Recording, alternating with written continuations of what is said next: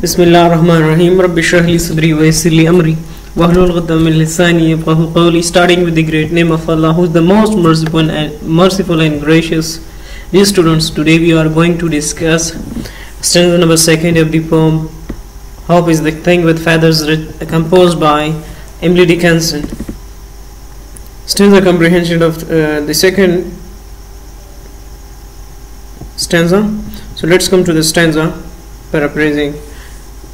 And sweetest in the gale is heard, and the soul must be the storm that could abate the little bird that keeps so many warm. So let's come to the questions answer. What does the word gale mean? Gale word यानी लफ्ज़ गेल का मतलब क्या है? The word gale means, लफ्ज़ गेल का मतलब है a strong current of wind, तेज उतुंद हवा. What kind of storm is enough to abase the little bird? कौन सी किस्म की तूफान जो है वो छोटे परिंदे के लिए, छोटे परिंदे को शर्मसार कर देती है. A strong and powerful storm is enough to abase the little bird. Strong एक मजबूत और and powerful और ताकतवर storm is enough, काफ़ी होता है to abase the little bird. Which thing can be heard in the strong wind? कौन सी चीज़ तेज़ुतुंद या मजबूत आंधी में सुनी जा सकती है? The sweet and melodious song of bird can be heard in the strong wind. Sweet mean प्यारी, and melodious और मौसीकी वाली धुन a bird परिंदे की can be heard सुना जा सकता है in the strong wind तेज़ुतुंद आंधी में. Does the bird give up hope? क्या परिंदा उम्मीद खो देता है? No, the bird always sustains hope and faces the coming challenges bravely. वो कभी हौसला हारती नहीं है. Give up mean हारना, वो कभी हिम्मत नहीं हारती. And faces और सामना करते है the coming challenges, जो आने वाले मुश्किलात हैं bravely, बहादुरी के साथ. Let's come to the stanza number 3. I have heard it in the chilliest land, that I have heard the voice of hope in the chilliest, coldest land, and in the strangest sea. Yet never in extremity it ask a crumb me. But in extremity mean in difficult situation it never ask anything from me. What can be heard in the chilliest land?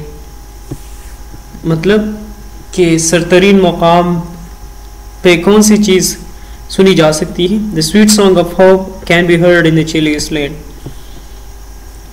जो उम्मीद की sweet song है वो सुनी जा सकती है. Does the bird of hope supports us in the difficult situation? क्या ये उम्मीद का जो परिंदा है वो हमें सहारा देता है मुश्किल हालात में? Yes, it supports us throughout our lives. ये हमारी सारी ज़िंदगी सहारा देती है, हमें सारी ज़िंदगी वो सहारा देती है. Does the bird of hope ask for any reward? क्या ये हमसे किसी बदले का या किसी रिवार्ड का मुतालबा करते हैं? No, the bird of hope never asks any reward in return of its great service to human beings.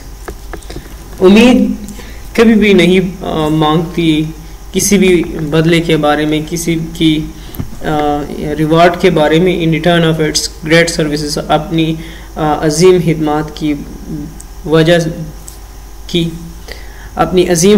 की टू ह्यूमन बींग्स, इंसानों की. वो कभी भी जो हॉब जो है वो इंसान को किसी भी रिवार्ड के बारे में नहीं पूछता.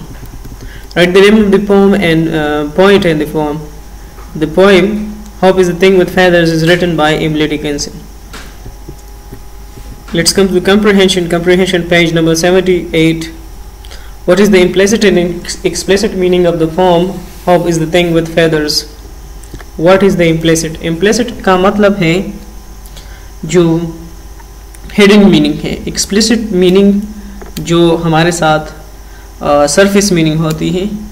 तो इसकी एक्सप्लिसिट मीनिंग की तरफ आते हैं। Explicit meaning clearly stated, distinct, fully and clearly expressed, जो वाज़ेह तौर पे होती हैं, जो हमारे साथ सरफेस मीनिंग होती है।